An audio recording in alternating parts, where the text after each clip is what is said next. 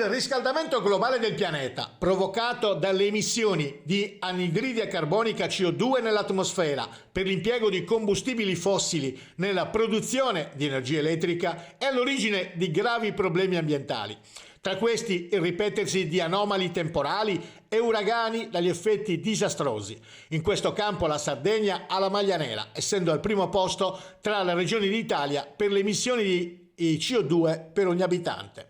Un record negativo che rende ancora più attuale il processo di decarbonizzazione attraverso la ricerca e la sperimentazione di combustibili a bassa o nulla emissione di CO2. Un'esigenza ormai improcrastinabile, considerato che la richiesta e il consumo di energia elettrica continua a crescere, vedi le auto elettriche.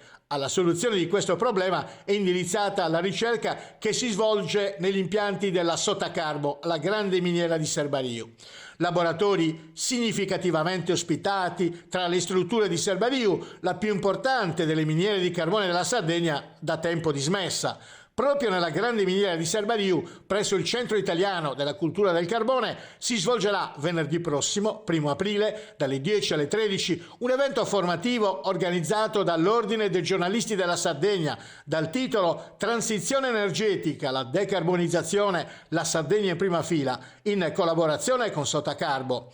Ai giornalisti partecipanti verranno assegnati 3 crediti formativi. Gli studi sulla produzione di energia pulita e combustibile pulito ottenuto miscelando idrogeno e anidride carbonica stanno producendo risultati incoraggianti, studi e sperimentazioni di grande interesse mediatico, specie in un momento di congiuntura internazionale che impone una nuova attenzione alle risorse energetiche. Relatori saranno Sandro Mantega, giornalista, Francesco Bilocchi, presidente dell'Ordine dei giornalisti della Sardegna, l'ingegner Mario Porcu, presidente di Sotacarbo, l'ingegner Alberto Pettinau, direttore tecnico di Sotacarbo, il dottor Mauro Mureddu, ricercatore senior, responsabile del progetto Power Fuels, e il dottor Gianni Serra, direttore della comunicazione della Sotacarbo.